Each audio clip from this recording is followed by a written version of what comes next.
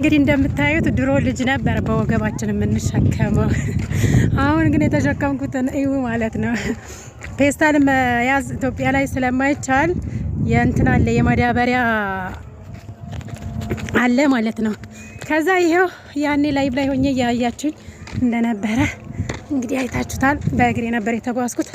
አሁንም ወደ ሰፈሬ እየመጣው ነው። ቦርሳ ከፊት ለፊት ይዣለሁ።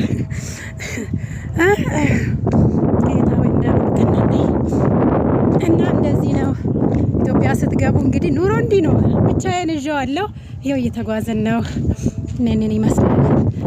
በእጅ መሸከም ጥሩ አይደለም። ከሴት ልጅ የሚያምረው እንደዚህ በወገብ ሸከም ስታደርግ ነው አለኝና አንዱ አሸከመኝ ማለት ነው። እንደምታዩት ባህላችን ወጋችን በወገባችን መሸከም ነው። ይኸውና ኢትዮጵያ ኑሮ ታይዣዋለሁ። እሺ ይመቻችሁ። በተረፈ ላይክ ሰብስክራይብ ማድረጋችሁን እንዳትረሱ። ቻናሌ ግን እዚህ ጋር ነው የሚያሳምማል። ልክ ተሸከሙ እዚህ ጋር ያሳምማል። የወገብ በወገብ መሆኑ ጥሩ ነው።